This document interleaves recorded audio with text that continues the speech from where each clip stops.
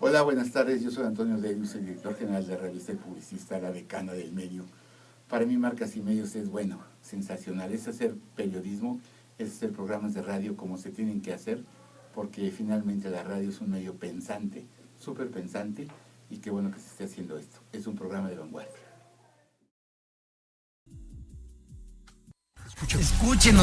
Escuchando música contigo en UC Radio. Vive de tus ideas.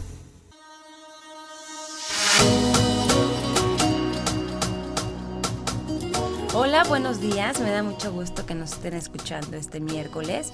Como siempre voy a dar un poquito la introducción de qué se trata el programa. El programa surge para que representantes de marcas y medios de comunicación compartan con nosotros sus promociones y estrategias que usaron para llegar a posicionarse en donde se encuentran. El programa trata de invitar diferentes representantes para que nos expongan cómo se está llevando a cabo sus estrategias mercadológicas, publicitarias y de comercialización.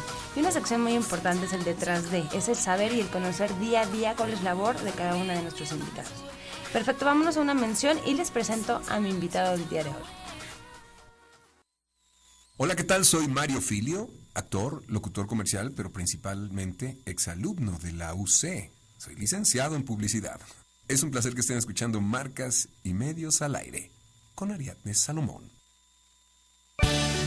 Marcas y Medios al Aire es entrevistas, UC Radio, compromiso, alianzas, ideas, fotografía, revistas, participación, espectáculos, visión, emoción, experiencias, arte, sinergias, periódicos, cultura, medios de comunicación, publicidad, invitados, aprendizaje, eventos, relaciones públicas, anécdotas, radioescuchas. ¡Ah! Y el detrás de. Soy Ariadne Salomón y estamos al aire. Pues ya estamos de regreso y ahora me da muchísimo gusto, estoy muy contenta de tener aquí en cabina a Antonio Delius. Antonio nació en la Ciudad de México, es licenciado en publicidad y egresado de la Escuela Técnica de Publicidad con materia en mercadotecnia. Asimismo estudió un diplomado de fotografía en Kodak Mexicana, pero ahorita más adelante vamos a platicar de la trayectoria de Antonio. Antonio, ¿cómo estás? Bien, ¿y tú? Muy contento de estar contigo. Ay, qué bueno, Antonio, qué bueno que estás aquí con nosotros en el programa. Para mí, siempre hago la misma pregunta, para mí es muy importante que la audiencia se imagina a la persona entrevistada. ¿Te puedes describir quién es Antonio Delius? ¿Cuáles son sus hobbies? ¿Qué hace los fines de semana? Independientemente del trabajo. El trabajo vamos a platicar ahorita. Bueno, yo soy publicista egresado, tengo ya más de 40 años dedicado a esta profesión. Yo me considero a mucha honra publicista y más que publicista creativo. Yo empecé como copy en varias agencias, después fui director creativo de Noble y Asociados, la agencia más grande de México en ese entonces. Fundé mi propia compañía y después puse mi revista. Yo creo que ahora soy más periodista que publicista, pero sigo amando de todo corazón la publicidad. Soy de los pocos. Yo creo que cuando yo empecé, si de los 100 que empezamos, yo soy de los 2 o 3 que continúan en este negocio. Y además, bueno, me gusta mucho escribir. Yo estoy ahora escribiendo algunos cuentos. Quiero publicar algunas cosas, también quiero que de ahí salgan algunos guiones para películas, series de dibujos animados. Y bueno, mis fines de semana pues es lo normal, estoy en casa con mis hijos y salgo al cine, me gusta mucho el cine y a eso pienso escribir un poquito más para cine. Antonio, vamos a regresarnos un poquito en el tiempo porque nos interesa muchísimo cómo iniciaste tu carrera profesional. Iniciaste como redactor publicitario, cuéntanos esa parte. Bueno, yo terminé la carrera y en la carrera no te orientan, como que ya terminaste, te dicen en la escuela, usted ya puede trabajar de publicista. Yo creo que a mí me faltó que me orientaran los maestros y me dijeran, tú puedes ser redactor. Y por ello ser redactor porque siempre me gustó leer, siempre me gustó escribir. Y ya después de algunos meses de andar buscando trabajo me convencí a mí mismo de que ese era mi camino. Y después de tocar algunas puertas tuve la fortuna de que Carlos Loftus, que es uno de los grandes creativos de la historia del siglo XX en México, me contratara y entonces ya entré de lleno a la publicidad. Trabajé varios años en diferentes agencias hasta que finalmente en Publicidad Ferrer ya me dieron la alternativa con una dirección creativa, luego Noble, luego Arellano y ya muchos trabajos más y yo estoy muy contento. Antonio, ahorita que nos estás platicando, esa es la pregunta, la siguiente pregunta. Fuiste director creativo de varias agencias, como lo comentabas. ¿Cómo fue? Platícanos esa experiencia. ¿Cómo fue que llegaste a Noble y Asociados, y qué actividades tenías ahí? ¿Cuáles eran tus actividades? Bueno, yo siempre me gustó, aparte de trabajar, dar clases. Y yo daba clases en una escuela, daba clases de creatividad, y me tocó un alumno que luego fue mi jefe, que se llama Roberto Pérez Muñoz. Él era el director creativo de Noble y me dijo, oye, ¿por qué no te vienes a trabajar con nosotros? En ese entonces la agencia era el doble de todas las demás, facturaba más que las otras 4 agencias que la seguían, teníamos taller mecánico para nuestros coches, trabajamos ahí como 500 personas, teníamos peluquería, comedor, una bola de cosas. Entonces ya me fui para allá con mucho gusto, llegué y luego nos pusimos a trabajar, hicimos cosas muy interesantes y sobre todo bajo el punto de vista que siempre logramos muy buenas ventas para nuestros clientes. Antonio, platícanos ahora en la parte, ¿cómo llegaste a Arellano NSK? NSK, sí. Bueno, igual, ya tenía yo un ranking, de todo el mundo me llamaba. Okay. ¿Quién está haciendo tal o cual campaña? Pues está haciendo fulano, entonces me llamaban, y yo tuve muchos llamados de muchas agencias, y una de esas fue Arellano. Fue un poco complicado trabajar con ese Arellano porque él venía de Procter & Gamble, y era un hombre muy, muy orientado a resultados. En la agencia tenía la cuenta de Colgate, y había que trabajar muy duro con el plan de marketing en la mano. Pero lo logramos y tuvimos mucho éxito. Oye, Antonio, y en Publicidad Ferrer, ¿cuál fue tu experiencia y qué actividades? Para la gente que nos está escuchando le interesa mucho toda esta parte de que el invitado nos cuente qué actividades hace aquí en cada lugar. En Publicidad Ferrer, ¿qué hiciste? Bueno, yo en Publicidad Ferrer entré como jefe de redacción. En ese momento la agencia había perdido todas sus cuentas y había conquistado una nomás, que era Casa Pedro Domecq. Entonces estábamos trabajando todos como negros para Casa Pedro Domecq, porque el señor Ferrer convenció a los señores Ariza que le dieran todas sus marcas, menos Presidente. Teníamos Vino Los Reyes, teníamos Don Pedro, teníamos Azteca de Oro, todo, la casa, todo. Y había que trabajar muchísimo, trabajamos en horarios de 8 de la mañana a 10, 12 de la noche todos los días, hasta que las campañas salieron. Ahí me tocó hacer la campaña de El Brandy que tiene el don, esa la hice yo. Ok. Que eso todavía sigue, ¿no? Claro, todavía sigue.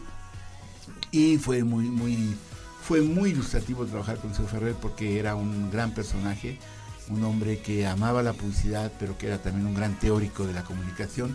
Él fue el que inventó la palabra comunicología, por ejemplo. Cuando yo oigo que alguien me dice, yo trabajo en comunicología, digo, no, eso no lo puedes decir porque es marca registrada. Tampoco puedes decir que eres comunicólogo porque también es marca registrada. Creo que aquí hay una falta de conocimiento de muchas gentes, pero yo aprendí muchísimo con él y siempre le guardé un recuerdo muy, muy grato a él. Oye, Antonio, en tu experiencia de diferentes agencias, seguro pues te ha dado la experiencia que tienes hasta ahora a lo largo de tu vida profesional. Has creado miles de campañas. ¿Qué otras campañas, aparte de esta que nos cuentas del brandy que tiene el don, que todavía sigue, qué otras campañas recuerdas? Yo trabajé muchísimo en Macán para Bimbo, trabajé para Colgate, trabajé para Ariel. A mí me tocó hacer la primera campaña de CES, Te Vuelve a la Vida. Esa primera campaña que yo la hice. También que ya en mi agencia, como yo recuerdo, trabajé para Ricitos de Oro, que fue un producto que lanzó Grisi y que es ahora su marca líder, que es el producto que más vende y que me da mucho orgullo haberlo yo lanzado al mercado. Qué maravilla. Antonio, en 1980 iniciaste la publicación de la revista El Publicista. ¿Cómo surgió la idea y qué propuesta y contenidos en ese momento querías manejar y por qué? Bueno, a mí me gustaba mucho el periodismo publicitario, yo leía mucho, y en ese entonces había solo un medio que se llamaba El Siglo de la Comunicación, de mi colega Armando Villaseñor.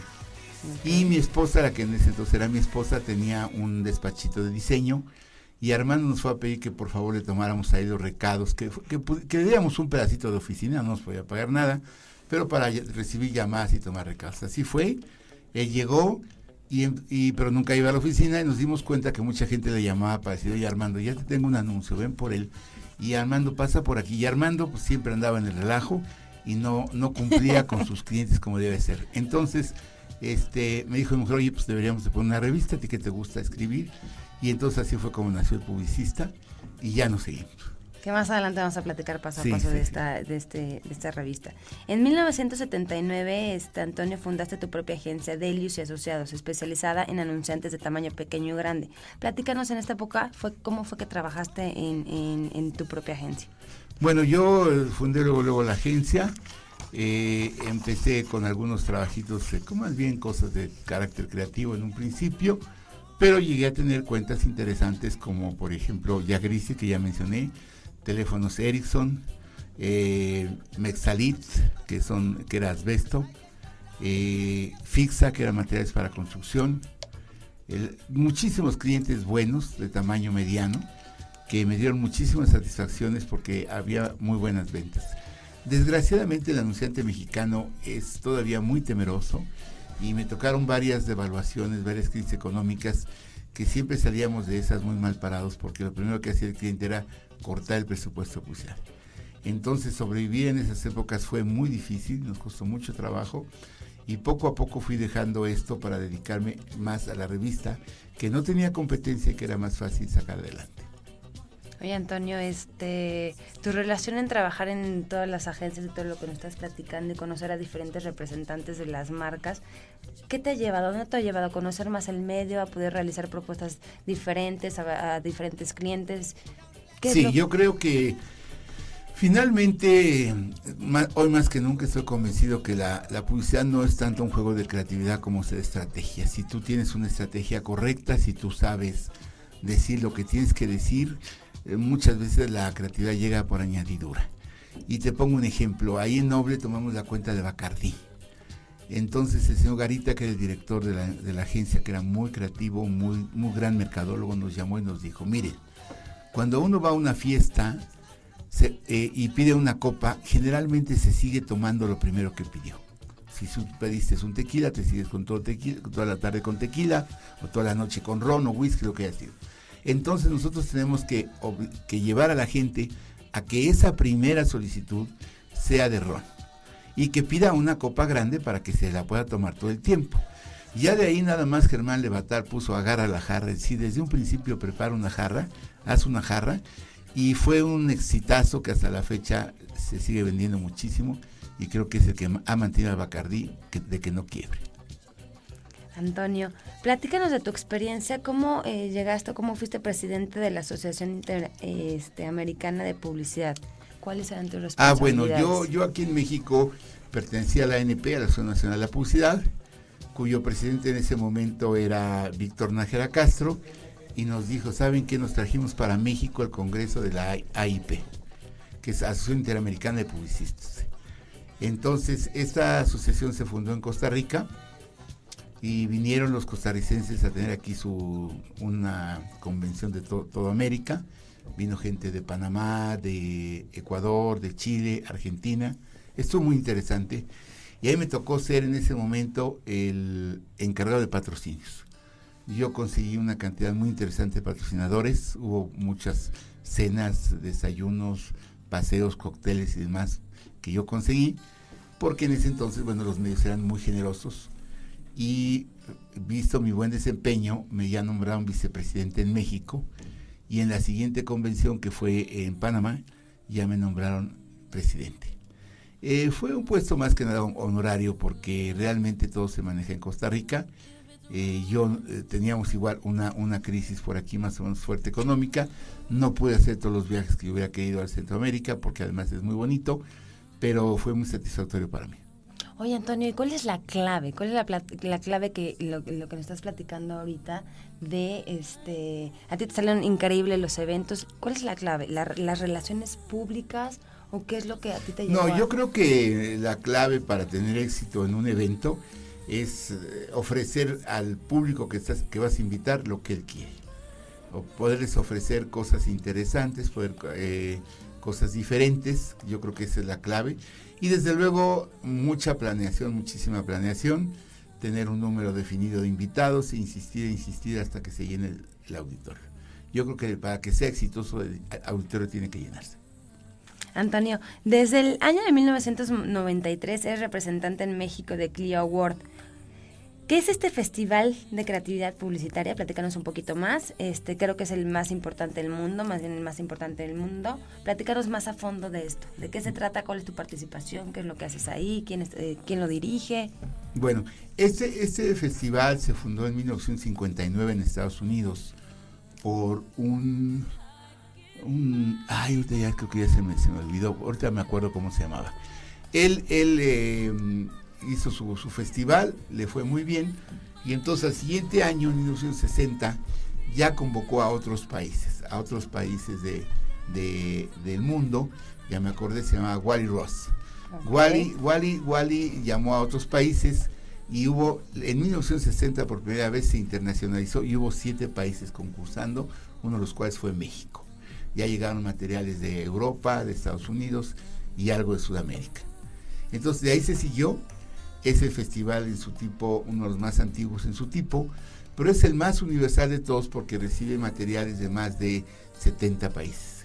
Tú puedes ver materiales muy interesantes de África, de Asia, de América Latina, etcétera, etcétera. Es un enfoque de la creatividad gringo, porque los Leones de Cannes traen un enfoque muy europeo, que a mí me parece que no está mal, bueno, si quieren tener ese enfoque, pero el de los gringos es un poquito más de venta. Son campañas con un poquito más de marca, más de presencia de producto, y que venden muchísimo. Entonces se lleva haciendo, te digo, desde 1959, recibe más de 35,000 materiales de todo el mundo, y es muy muy exitoso. Su sede es Nueva York. En algunos momentos sacaron la sede, estuvo unos años en San Francisco y luego en Miami, pero finalmente volvieron a Nueva York. Después de Wally Ross lo vendió porque le dio cáncer, vendió el concurso y con eso se alivió. Eso fue una buena idea. Después lo tuvo otro señor que se llamó Bill Evans, que casi lo lleva a la quiebra, pero se lo compraron unas compañías productoras y empezó a crecer, y ahora forma parte de lo que es la revista Adweek en Estados Unidos. Es parte de la revista, sigue siendo muy exitoso, va mucha gente. Y sobre todo yo creo que desde el punto de vista profesional es muy conveniente y muy interesante ir a esos festivales, porque uno puede ver lo último, las tendencias, qué nuevos productos vienen por aquí, qué nuevas técnicas hay, etcétera, etcétera. Por ejemplo, yo ahí vi por primera vez el anuncio de un identificador de llamadas en teléfono. Eso ya es muy común, pero antes no existía.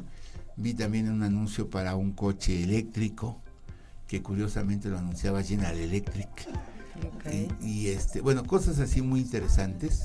Vi también cuando presentaron el nuevo Beetle, 2-3 años antes sacaron el anuncio, y creo que es muy interesante para estar al día. Oye, Antonio, y todos estos materiales de la gente que participa de todas partes del mundo, ¿qué se hacen? Las marcas...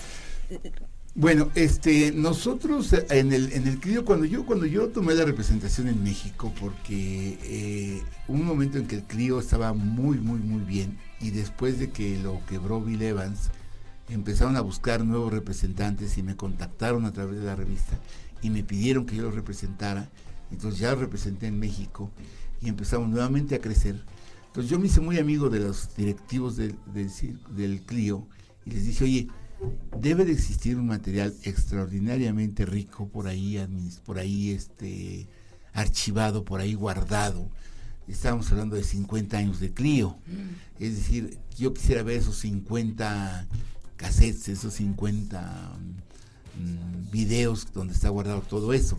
Me dice, lo que pasa es que ese material lo vendió Bill Evans en un momento dado, lo vendió al Festival de Londres, y el Festival de Londres no supo lo que tenía, y finalmente se perdió. No sabemos dónde está. Parece ser que Leo Burnett, una agencia de publicidad en Estados Unidos, se preocupó por comprar cada año uno, y ellos sí tienen el archivo completo. Ya son 60 años más o menos. Entonces sí es muy interesante que de alguna manera se conserve, porque es una riqueza extraordinaria. ¿Y la gente que participa en este tipo de cosas cede los derechos?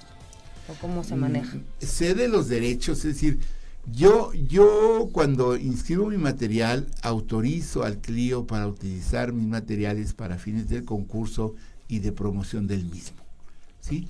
No sé de todos los derechos, porque por ejemplo a mí se me ocurrió que bueno, pues ya teníamos el reel, podíamos organizar una función de cine común y corriente, es decir, podíamos alquilar un cine y pasar durante 3 o 4 días esa película, anunciarlo, que la gente fuera, pagara su boleto en taquilla y entrar a ver la película. Pero no, es extraordinariamente complicado, primero porque hay un departamento de censura en México que recibe todos esos materiales de Estados Unidos, los ve y los autoriza. No es que sea censura, o sea, simple y sencillamente autoriza los materiales, pero hay que presentarlos ahí y hay que presentar para eso los derechos que se ceden.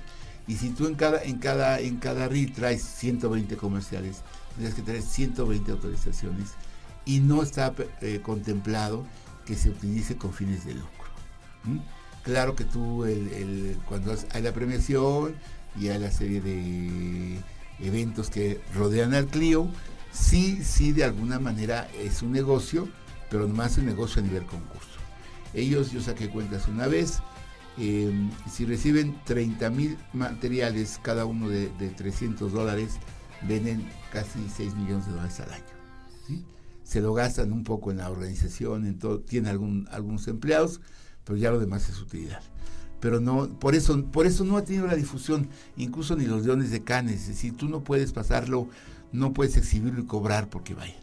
Nosotros lo hacemos, lo hicimos muchas veces en México y pedíamos una cuota de recuperación para pagar el alquiler del teatro y los operadores, el cóctel, etcétera. Pero no está muy permitido. Oye, Antonio, ¿y cada cuándo se hace el Clio? El Clio se hace cada año, igual que los Leones de Cannes. Nada más que sí, ya finalmente los Leones de Cannes, debemos reconocer, le comieron el mandado en cuanto al glamour. Sí, porque es mucho más glamuroso Niza y la Riviera Francesa que Nueva York, ¿no? Entonces hay muchísimos delegados, hay muchísimos participantes y a la gente le gusta ir allá. Y bueno, pues nosotros seguimos haciendo el concurso. Creo que es un concurso muy bueno, recibo buen material de México y la llevamos. ¿Y quiénes participan, Antonio? ¿A quiénes convocan? Generalmente pueden inscribirse cualquier tipo de empresas. Puede ir generalmente quien más inscribe es la agencia de publicidad. Después, sorprendentemente, tenemos una gran cantidad de inscripciones de productoras, porque para las productoras es muy bueno exhibirse ahí. Y después viene el anunciante directamente.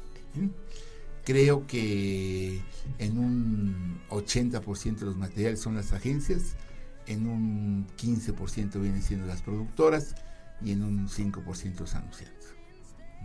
Pues me parece muy bien. Vámonos con una mención y regresamos a platicar con Antonio Delius. Hola, soy Edna León de WePick.com. Te invito a que nos sigas a través de Facebook, WePickFan, y en Twitter, @WePick. Somos una comunidad creativa que te une con las marcas más importantes de México. Ahí podrás encontrar publicidad, creatividad y muchos concursos para que los proyectos universitarios no se queden en el tintero. Me invito a que sigas escuchando el programa Marcas y Medios al Aire. Hola, soy Alexia Rivera, directora de revista Emprende. Los invito a visitar nuestra página de internet www.empren-d.mx, en donde encontrarán contenido para saber cómo levantar su pyme o cómo poner su negocio. Así visiten también nuestra página de Emprende Link, que es nuestra red social para pymes, en donde nuestro mayor objetivo es volvernos en tu mejor comprador y tu mayor vendedor. No olviden seguirnos en Facebook y en Twitter a revista Emprende Link, así como en Twitter Emprende Link y revista Emprende. Sigan escuchando Marcas y Medios al Aire.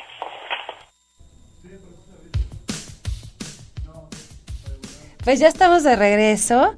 Estamos platicando con Antonio Delius. Antonio, a lo largo de tu carrera has ganado gran cantidad de premios nacionales e internacionales. Cuéntanos esta parte, por favor. Bueno, los premios, yo creo que más que nada se obtienen premios al reconocimiento del trabajo que vende. Yo creo que debe ser el principal premio que el publicista debe buscar, que el producto se venda, se recuerde la marca, sea un ganador. Yo gané algunos premios, puedo hablar por muchas teponastis que las empresas inscribían mi trabajo, pero curiosamente ganamos un Clio, aunque yo no en 1977, si no mal no recuerdo, con una campaña de Singer, las máquinas de coser. Fue una campaña muy emotiva, fue una campaña porque resultó que el producto siempre estaba en las casas de las mamás o de las abuelitas. En cualquier casa de una abuelita tú vas a encontrar siempre una máquina de coser. Y eso crea una gran carga emotiva de la gente hacia el producto. Y así lo manejamos, logramos muy buena recaudación, muy buenas ventas, pero que son las cosas, el producto prácticamente desapareció, la marca desapareció, y por más que nos esforzamos muchas veces, las ventas siguieron para abajo. Y la clave estuvo en un estudio que hizo una compañía de investigación para nosotros. Con mucha inteligencia se hizo una lista de 10 cosas que el ama de casa quisiera tener en su hogar, empezando por una lavadora, un refrigerador, una estufa, y en el número 9, en ese entonces hablo hace 40 años, estaba la máquina de coser, ya era el número 9. El número 10 era el radio, que todo el mundo tiene radio, pero bueno, en el primer lugar estaba la lavadora, y eso nos dio a nosotros la idea, el norte por donde irnos, porque todos los productos que hay ahora para que el ama de casa tiene en su hogar son para que trabaje menos, ¿sí? Para que no haga tanto esfuerzo, para que se canse menos, y la máquina de coser era para trabajar más. Entonces ahí fue donde nosotros vimos que tarde o temprano la marca iba a irse para abajo. Recomendamos que se hicieran otros productos. Ellos pusieron una tienda, había una cadena de tiendas Singer que vendían artículos electrónicos, y que luego cuando la compañía cerró se lo vendieron todo a una compañía del norte que todavía existe por ahí, y bueno, así fue. Oye, Antonio, platícanos tu parte, ¿por qué decidiste impartir clases en diversas instituciones? ¿Quieres compartir tus experiencias a los jóvenes? Sí, no, bueno, yo primero, desde que estaba en la facultad, di varias veces clases porque yo necesitaba trabajar y ganar dinero y para pagar mis estudios. Pero ya una vez que terminé y una vez que estuve ya trabajando, uno de mis maestros, el maestro Fernando Flores Fregoso, él estaba fundando la carrera de licenciado en Relaciones Comerciales en la ESCA del Instituto Politécnico Nacional, y me invitó a dar clases y me gustó muchísimo, me pagaban bastante bien. Yo debí de haber seguido ahí, pero cuando ya entré de lleno a la profesión, que me empezaron a demandar que quédate a trabajar hasta altas horas de la noche y que mañana te queremos a las 7 de la mañana, y ya no me dio tiempo y renuncié. Pero a lo largo del tiempo he dado clases en algunos lugares, estuve mucho tiempo en el TEC de Monterrey, me gustó mucho, estuve en la ESCA, como ya dije, y en otras varias escuelas, y creo que es muy, muy enriquecedor para el maestro. Uno debe de ser maestro. Se retroalimenta, exactamente, ¿no? Ser maestro es aprender. O sea, lo primero que tiene que ir un maestro a la aula es dispuesto a aprender. Y aprender de los muchachos. Y una vez que aprende de los muchachos, hay una retroalimentación y es muy, muy positiva para todas partes. Qué maravilla, Antonio. Vamos a entrar de lleno a platicar sobre el publicista. Platícanos, Antonio, ¿por qué decidiste ese nombre? Sabemos que el publicista lleva muchísimos años, pero ¿por qué el publicista? Bueno, en ese entonces, yo cuando dije, bueno, voy a hacer la revista, estuve pensando en muchos nombres y no encontraba yo el nombre. Y resulta que había por ahí una editorial, que ya desapareció también, que hacía revistas especializadas a nivel artesanal. Okay. ¿Sí? Y hacía increíblemente una que se llamaba El Carpintero, otra El Mecánico, otra El Panadero, otra, y tenía mucho éxito porque las repartía, por ejemplo, las panaderías, todas las panaderías recibían El Panadero. Entonces yo dije, bueno, pues por ahí está El Abarrotero, y entonces dije, no, pues el publicista, como hay el periodista, por ejemplo, ¿no? Y entonces yo decidí que fuese el publicista. Y aparte por tu pasión también, ¿no? Yo creo que sí, la publicidad es algo que si la haces como debe de hacerse, es una droga, te atrapa, no te deja salir, no te deja ir, y me gustaba mucho, entonces dije, bueno, el publicista es muy descriptivo, y ahí se quedó. Qué maravilla. ¿Dónde se distribuye, Antonio? Nosotros quisimos empezar a distribuirla con mensajería, pero finalmente la mandamos por correo a todas las agencias de publicidad, a todas las agencias de medios, agencias de promociones, agencias de relaciones públicas, es decir, todo lo que ahora se conoce como la industria de la comunicación comercial. ¿Sí?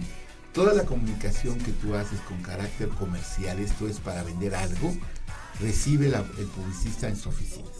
Lo mandamos al director general y de acuerdo al número de empleados que tiene, le podemos mandar al director general, le mandamos, por ejemplo, al de Walter Thompson, le mandamos 10 revistas y él las distribuye entre su gente. Siempre el mismo. Porque querer cambiar a otra persona hay mucha rotación de personal.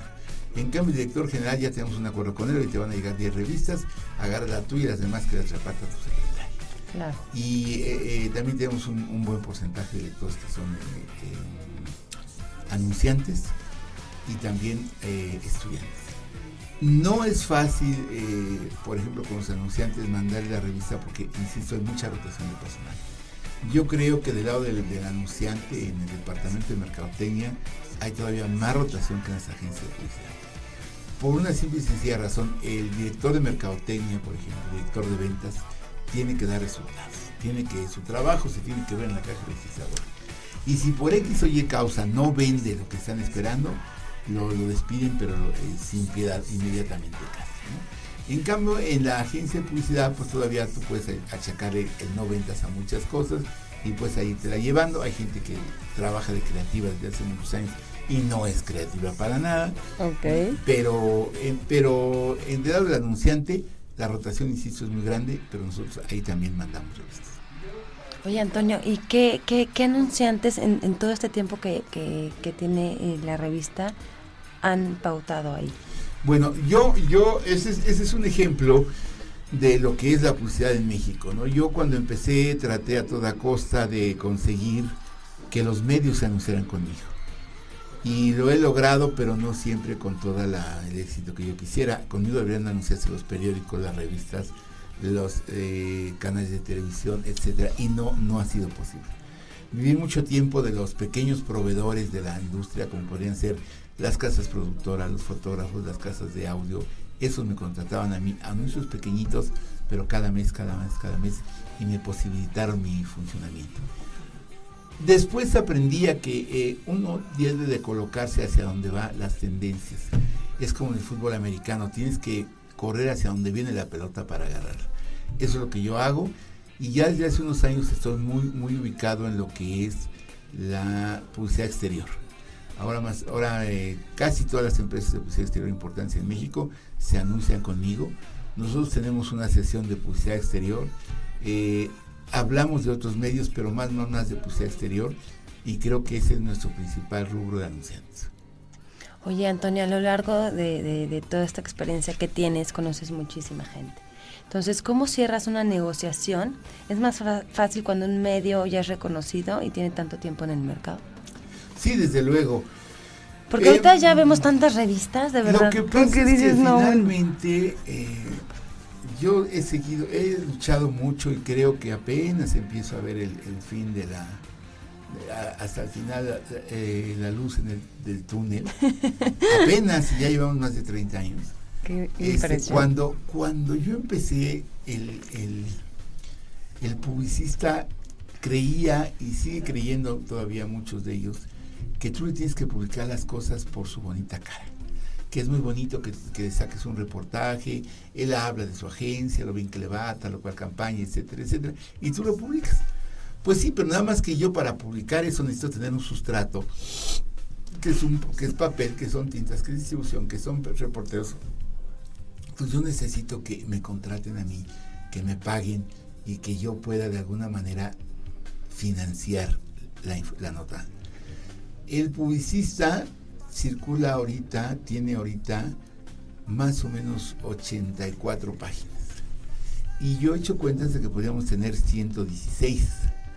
Pero no tenemos mercado para eso. ¿A qué me refiero? Es decir, no recibo los suficientes fondos todavía para tener toda esa información. Y cada día hay más información. Y cada día, gracias a Dios, me llegan más y más anunciantes. Viví mucho tiempo de las casas productoras que ahora tienen serios problemas de subsistencia porque no quisieron cobrar anticipos. Antes, cualquier comercial de televisión que tú hacías tenías que pagar tu anticipo.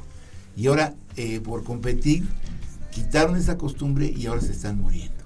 Entonces no tienen liquidez. Ellos fueron un rubro muy importante para mí y ahora yo de tener que, te diré, 30, 40 anuncios de productoras al año, ahora tengo 3 o 4. O sea, estoy con el 10% de aquel mercado. O sea, sí está muy complicado, pero yo creo que, ¿cómo te diré? Por ahí tengo que seguir luchando para que en un momento dado, ya ahora me es más fácil, ya me llaman y me dicen, oye, yo quiero que esto se entere todo el medio. Y entonces al llamarme todo el medio, me pagan y yo ahí la voy llevando. Oye, Antonio, ahorita que platicas todo esto, obviamente tienes que pagar, ¿no? La impresión de la revista y todo esto, ¿no? Todos los ejemplares que sacan. Pero esta es pregunta personal. O sea, ¿cómo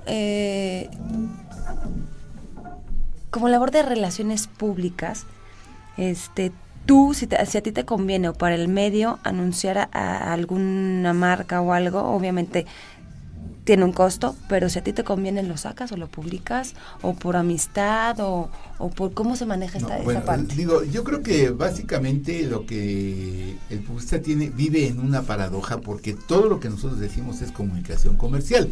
Es decir, fulanito de tal, Clemente Cámara está haciendo esa magnífica campaña para los automóviles Nissan, que eso es, ya nomás dar la noticia ya es hacer un comercial, dar la noticia. Entonces yo saco todas esas noticias sin ningún costo, sin ninguna nada, pero les pido a las agencias que una vez al año siquiera me contraten un anuncio para ellos. Y yo voy a ver a los proveedores y los proveedores me dan publicidad, ¿sí? Antonio, ¿cuál es? La revista es mensual, ¿verdad? Y es gratuita. Sí. ¿A quién va dirigida y cómo seleccionan los contenidos y qué contenidos encontraremos en el publicista? Bueno, yo cuando empecé no tenía yo mayor competencia, yo hacía muchas menciones, hacía muchas cosas, pero la competencia que me surgió más recientemente, que es Neo y que es Mercados, ellos están más enfocados a lo que es la mercadotecnia en general. Y yo creo que tienen algunos puntos ahí medio áridos, pero bueno, son temas que a mí como creativo no me llaman mucho la atención, pero deben tener a alguien que los vea. Yo creo que los temas que yo selecciono son temas de interés en la comunicación comercial en México y son ahora temas de profunda investigación. Ya no, todos podemos traer, por ejemplo, hoy en la mañana presentó un nuevo Johnson & Johnson, va a ser patrocinador del Mundial de Brasil 2014. Okay. Entonces hizo un desayuno y trajo la copa para que todos lo viéramos y todo. Entonces todos fuimos y bueno, esa nota va a salir en todas partes, todo el mundo va a saber, ¿no? Pero ya lo que es la carnita, ¿cómo te diré? Esa información que todos tenemos de que si hubo tal campaña o que si tal fulano se... Que la primera nota todo el mundo la puede tener. Claro, pero hay cosas más interesantes que requieren de una profunda investigación y aprovecho para hacer un llamado a la conciencia pública y para platicarte lo que me está pasando. Es un hecho que tarde o temprano va a haber una tercera cadena de televisión, ya sea que la tenga Carlos Slim, que la tenga quien la tenga, pero va a haber otra cadena de televisión que va a competir con Televisión Azteca y con Televisa. Ahora, ¿qué contenidos van a tener? Yo creo que para nosotros es muy importante porque los contenidos, en general contenidos, hay una oportunidad de empleo muy grande para nuestros jóvenes. Pero mientras esos jóvenes llegan, el señor Slim está comprando los derechos a perpetuidad de las joyas del cine mexicano. ¿Qué pasó? Por ejemplo, un gran director de cine, no voy a decir nombres porque todavía todos andan por ahí sus hijos, se muere y entonces le deja los derechos de sus películas, le deja sus películas a un hijo que en el 90% de los casos es un desobligado, que nunca ha trabajado, que le gusta el relajo, que hasta drogas consume. Y entonces ese hijo vive de vender los derechos a las televisoras. Cada vez que yo te presto mi película, tú la exhibes, me tienes que pagar $1,500. Si mi película pasa una semana 3 o 4 veces, ya son $6,000. Es una manera de vivir muy, muy legítima además. Pero resulta que la televisora dice, ¿sabes qué? Yo quiero que esa copia venga perfectamente bien y la tienes que limpiar y escanear. Y eso vale $750. Entonces el junior dice, yo no tengo ese dinero. Bueno, yo la voy a escanear y te descuento. Y entonces poco a poco ha ido adquiriendo, y entonces ya de repente le dice, por ejemplo, te voy a pagar $3,000 al año por todas las pasadas que yo quiera. Y entonces han ido poco a poco la oferta que estos muchachos viejos de mi edad, herederos, empezaron a hacer, ha ido creciendo porque hay muchísima producción en el cine mexicano, y entonces las televisiones se han ido poniendo sus botitas, los precios han ido bajando, y entonces ya hay gente que dice, ¿sabes qué? Te voy a dar $10,000 y me la vendes para siempre, y es mía. Como eso no está permitido, se firman, convenios por 99 años. Y ok, yo te vendo, por ejemplo, yo soy el hijo de Tintán y te vendo los derechos del Rey del Barrio, que sea una película muy famosa, por 99 años. Perfecto. Pero hay una cosa que no hemos contemplado los mexicanos, que ese tipo de películas son parte del patrimonio nacional. Por ejemplo, María Candelaria, por ejemplo, Ahí está el detalle, por ejemplo, Nosotros los pobres de los ricos, etc. Y que debería de legislarse, ok, que esos señores la tengan, pero que debe de haber una parte de esas películas, o todas, en algún lugar donde se conserven como parte del patrimonio nacional. Claro. Eso esa investigación que yo estoy publicando ahora en el próximo momento, me llevó mucho tiempo. Tuve que hablar con mucha gente, tuve que recorrer, tuve que tocar muchas puertas, tuve que hacer muchas veces antesala para que me platican ese tipo de notas que nosotros hacemos en la publicidad. Qué maravilla. Antonio, esta es duda personal, ¿no? Entonces, en tu opinión, ¿es importante asistir? Yo sé que te han de llegar muchísimos correos electrónicos, muchísimas invitaciones. ¿Qué es lo que haces? ¿Decides ir a cuál o por qué? ¿Cómo manejas esa parte? Bueno, primeramente, nuestro primer criterio de selección es la publicidad. Si nos llega algo de publicidad, una nueva campaña que va a presentar tal o cual compañía, etcétera, etcétera, yo voy. Eso es lo más importante. Que hay un nuevo director en una agencia internacional, etcétera, eso es lo primero. Y luego vamos sobre las marcas. Las marcas se están moviendo constantemente, ya tengo un equipo de reporteros que van. Okay. Y digamos que en esos dos criterios vamos a todas. Pero luego de repente nos llegan cosas así, como que se va a inaugurar una fábrica de tornillos, ¿no? Eso ya no es, digo, sí es comercial, pero ya no es mi área, ¿no? Entonces yo discrimino las cosas que a mí me interesan más. Por ejemplo, hoy en la mañana me interesó mucho de la Copa Mundial. Okay. Yo supuse, fíjate, que Johnson & Johnson iba a hacer una campaña especial diciéndose o presumiendo que es patrocinador, y no nos enseñó nada. Okay. Nada más tiene ahí una frase que dice el cariño obliga al cariño, o el cariño genera cariño, algo así, y nada más. Pero ellos deberían de haber hecho una campaña, porque además tienen una cantidad terrible de marcas, de una bola de cosas, que creo que deberían de hacer, y no se enseñaron nada. Entonces, ese tipo de cosas yo voy, en otras mando a mis asistentes, tengo 2 reporteras, y bueno, yo me divierto muchísimo, porque además conozco gente tan bonita como tú. Ay, muchísimas gracias, Antonio. ¿Quién decide quién estará en la portada mensual y por qué? Bueno, esa elección de la portada la damos cuando alguna persona está haciendo un trabajo muy relevante o lleva ya muchos años trabajando y haciendo las cosas bien, o en última instancia también, y esto aquí no me da ninguna pena decirlo, hay alguien que llega y dice, yo quiero aparecer en la portada, ¿cuánto cuesta? Okay. Nosotros no le vendemos la portada. Es decir, yo siempre digo a todos mis clientes, ¿sabes qué? Contrátame publicidad y yo te saco el reportaje. Pero no me quieras contratar nada más el reportaje, porque va a estar muy inducido, va a estar muy vendido, claro. Va a ser muy obvio que lo estamos vendiendo. Que esa es la situación que yo creo que hace la diferencia entre el publicista y la demás competencia.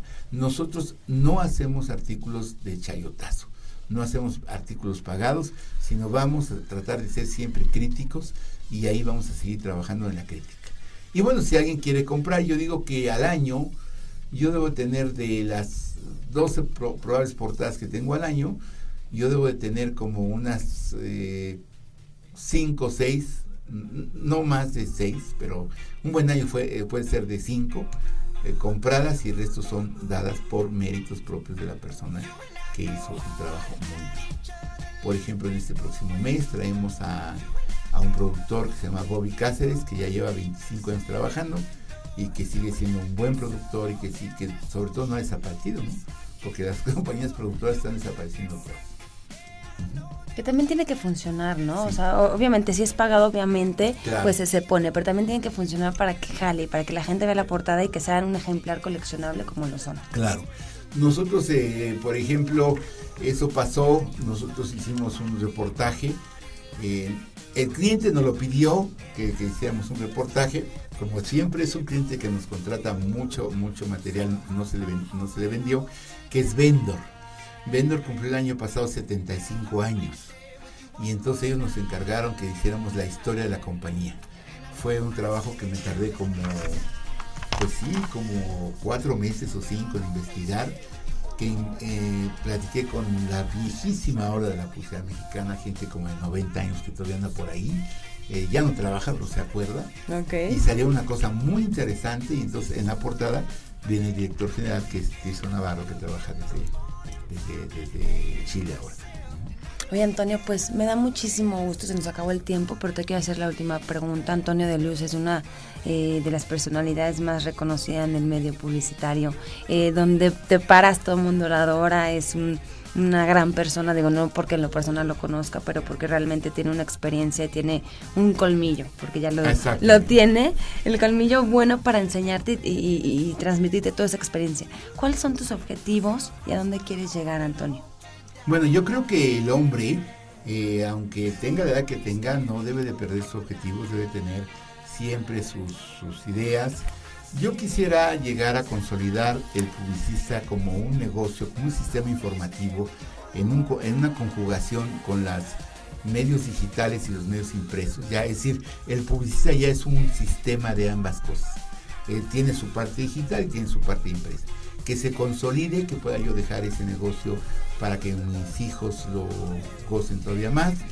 Y yo quisiera, escribir. Tengo muchos deseos de hacer una película, tengo muchas cosas. Creo que por ahí me quiero realizar en lo profesional, a escribir novela, escribir cuentos, escribir todo lo que se pueda. Pues te agradezco muchísimo, Antonio. ¿Dónde te podemos encontrar? ¿Dónde pueden visitar la revista? Bueno, Delius, @prodigy.net.mx, ¿sí? Y el publicista es el publicistainfo.com. Creo que, que hay muchísimo camino por andar. Yo, como un enamorado ahora de la publicidad exterior, que la publicidad exterior es el medio más antiguo que hay.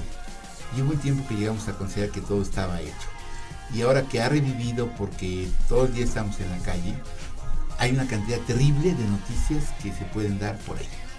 De cosas nuevas, y entonces eso me viene a decir que siempre hay cosas nuevas por hacer y que yo espero que los muchachos de nuevas generaciones las hagan. Pues muchas gracias, Antonio, cuenta con nosotros para lo que necesites. Gracias a las personas que nos están escuchando, nos escuchamos el próximo miércoles. Nuestro invitado es Andrés Martínez, que es vicepresidente creativo de JWT México. Nos escuchamos, muchas gracias. Y en redes sociales aparecemos como en Facebook como Marcas Medios y en YouTube como Marcas y Medios al Aire para escuchar programas pasados. Muchas gracias, adiós.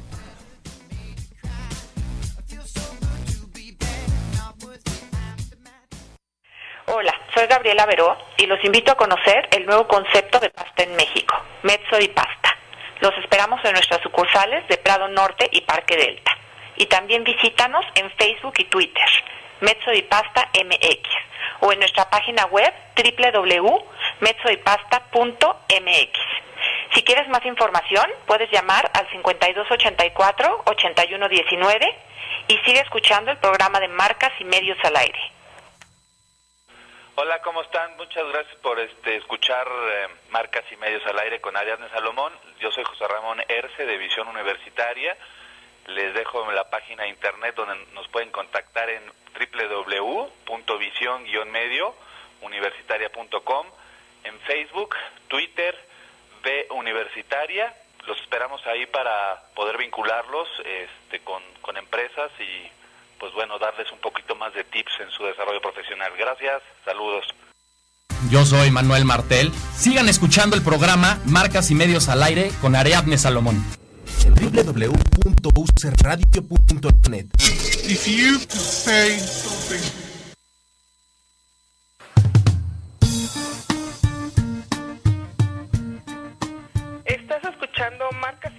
al Aire. Mi nombre es Elitania Mercado, de Relaciones Públicas de Publishop. Es una exposición de productos y servicios de publicidad en donde encontrarás a los mejores proveedores de artículos promocionales, impresión digital, mercadotecnia, punto de venta, medios. El próximo 15, 16 y 17 de agosto, World Trade Center en la Ciudad de México. Exposición solo para profesionales mayores de 21 años. Se pueden preregistrar a través de nuestra página web publishop.com.mx y vamos a tener un ciclo de conferencias muy interesante donde pueden pagar todo el ciclo o los días específicos.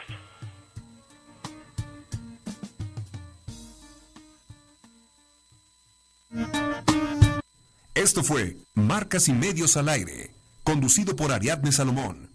Escúchanos en la próxima emisión, todos los miércoles a las 12 del día, a través de ucradio.net. Obviamente.